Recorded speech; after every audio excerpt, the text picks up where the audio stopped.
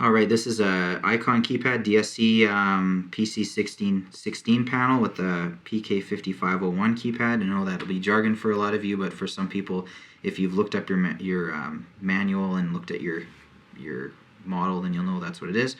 So on this one, I'm just going to go over the trouble. So you'll notice the trouble light is on. This is a brand new panel, so we just plugged a keypad onto it, plugged it in, and it's not all installed, so it's got some troubles on it. So to view the troubles, you hit *2, okay, and you'll see in the very top here, it's not on the main screen like it was for our codes. We've got a trouble 1, 3, and 8, okay.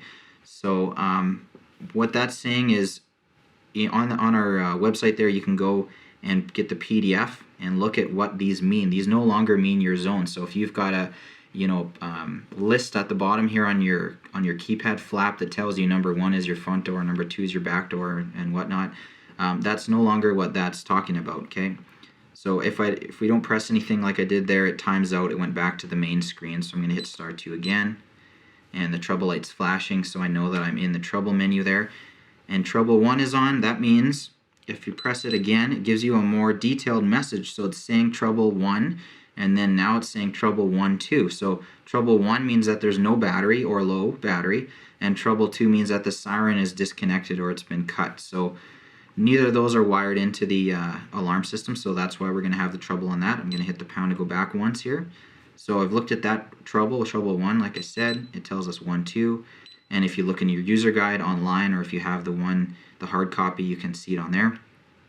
Trouble 3 means that the alarm doesn't have a phone line, so your phone line on your alarm is supervised. So if it sees that there's no phone line, you get a trouble 3. So obviously we don't have this hooked up to a phone, so we have a trouble 3.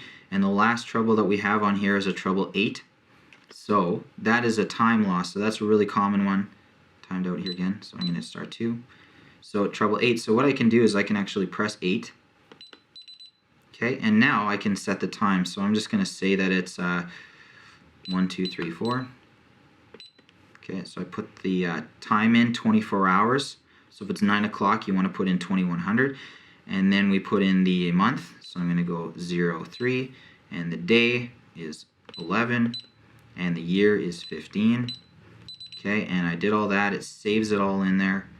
And now, if I go, and it goes back to the main screen here, so if I go *2, you'll see that there is no trouble 8 anymore, so I've cleared that. And actually, if we go back to the main screen here, we'll see if the time might come on. I have all these zones open, so it might not display the time, but normally there it is. So once it's been programmed, it takes a few seconds there, so don't freak out if it doesn't show you right after you program it. 1, 2, 3, 4, so we have our time set.